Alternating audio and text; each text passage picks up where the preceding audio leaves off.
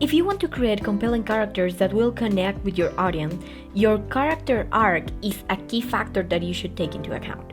While this is important in any kind of story, I believe it's especially crucial when it comes to fantasy and sci-fi stories because we can't really relate to a character learning how to control fire or make things appear with the snap of their fingers, as much as we would love to. But we can relate to the struggle of learning a new skill, the ups and downs that come with that, and the limits we will encounter, either psychological, like limiting beliefs, physical, like some kind of illness or limitation, or societal, like doing something that might be against the way you were raised. Without these factors, a story will fall flat, become boring and forgettable. Hello, I'm Valkyria with an I. I'm an illustrator and writer enthusiast, and today we're gonna talk about stories.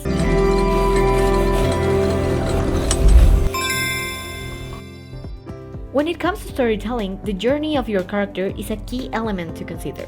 They need to start at one point and end in another, showing some form of change. This can be growth or corruptions. Not all characters need to become better. Throw some corruption arcs here and there. I mean, to be honest, they work. This could be emotional, psychological, magical, economical, or any category you see it fits. The transformation doesn't have to be drastic, but it should be meaningful. Let's take Tony Stark, for example. He starts as a genius, billionaire, playboy, philanthropist with a big business that designs weapons and a fancy suit. And he ends up as genius, billionaire, playboy, philanthropist with a big business that designs weapons and a fancier suit. At first glance, he didn't change much, other than improving his suit. But when we look into it, he's become more humble. He pretends to be self-centered, but through his actions, he shows how much he has grown to care, not only about his family, but about the world in general, getting to the point of self-sacrifice to literally save the world. Now, whether you liked or know how Endgame managed that, Tony's character arc is clear. Tony from the first Iron Man movie will have not snapped his fingers knowing it will end him. He probably wouldn't even share that he discovered how the time travel thing worked in the first place, because that will mean putting himself at risk.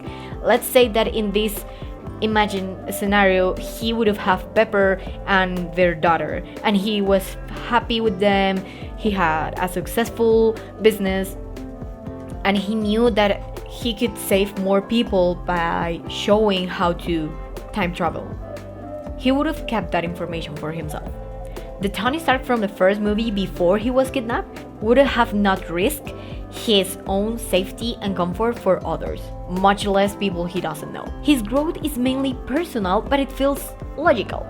His personality doesn't change that much, but the way he thinks does. I also believe that he kept his egocentric facade because it's the only way he learned how to deal with life and cope. So he just adjusted it a bit, but he stays as egocentric and self-centered as his new view of the world allows him to. Another character we can think about is Aang from Avatar: The Last Airbender. He doesn't really have a big change in personality. Sure, he gets more mature and learns about how the world works 100 years after his disappearance, but he's still pretty much a kid and a pacifist monk that doesn't want to kill Osai. His growth was mainly in his understanding of the world and the mastering of the four elements. He did, however, impact the world around him and was a catalyst for change in other people, and we'll talk about that in another video. Both Aang and Tony don't really have a 180 change personality-wise. They're still pretty much the same person they started as, but learned about the world, developed more of their morals, their power, and all that stuff. An excellent example of a character that did do 180 is Zuko, also from Avatar: The Last Airbender. He starts as an exiled prince, looking for a way to get his father's approval and his honor back, believing the only way he'll ever be worth is by killing the Avatar, to wanting to have a normal life in the Earth Nation with his uncle selling tea, to helping the Avatar defeat his father, the Fire Lord, and becoming the new Fire Lord ready to rule with a very different style than his predecessor. And we're not even mentioning his power growth, how he improves his firebending in a different way, in a totally different way than his sister, by incorporating techniques from every bending style and nurturing his power with literal love instead of fury and hatred.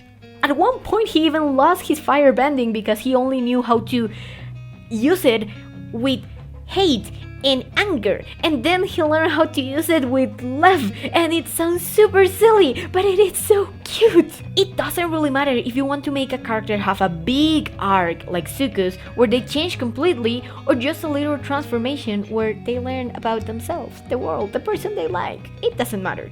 The journey of becoming something different, of getting somewhere else, is what makes a character relatable and a story interesting and worth remembering. Diving deeper into the character development, it is essential to define the factors that will lead to your character's change. What elements will impact your character? What kind of experiences will they live that make them change? Taking the example of Tony Stark, he was kidnapped and tortured, and he had to find his own way out of this hell to gain his freedom. The only resource he had was his intellect, a trait he never doubts. A constant trait helps him overcome everything he faces. He realizes the impact his industry and business have on the world as he is captured by his own weapons. He's also free by his own weapons, but the point remains clear. What are the key aspects that will lead your character to realize that perhaps the other person is not as bad as they seem, or that they need to change something? Recently, my sister shared the story she found in AO3, and yeah, we read AO3, get over it. We read a lot of stories there, so yeah. This one was set in a world where vampires are discriminated and looked down upon, labeled as bloodsuckers and the worst of the world.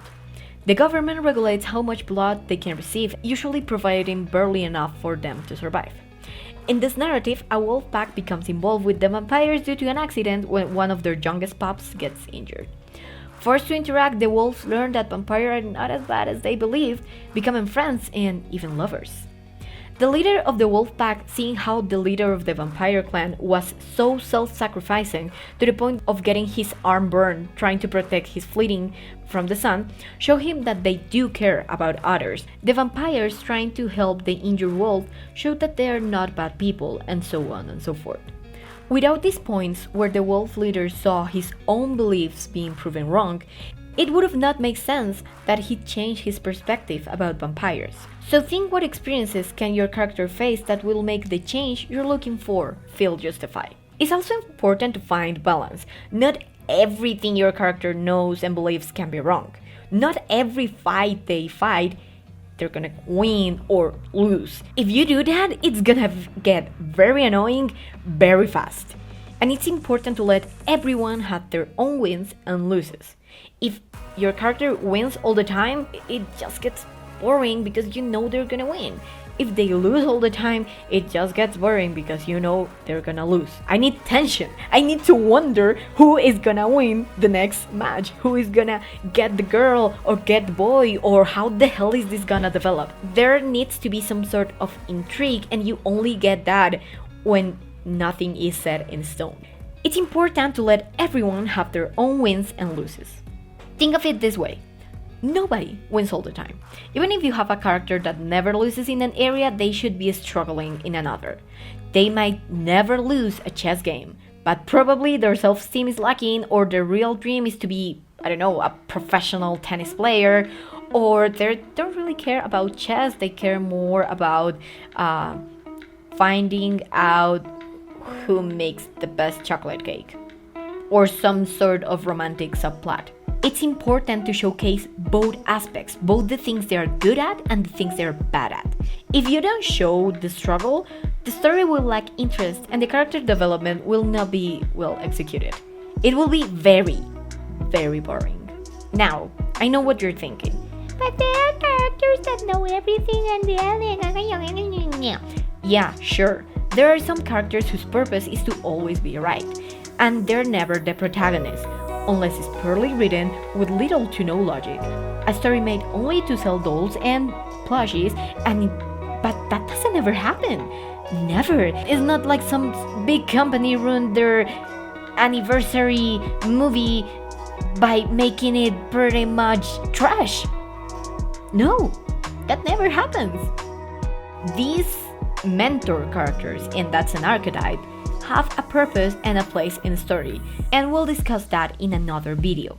But remember, they are usually not the protagonist. They help the protagonist either grow or corrupt them. They help the character.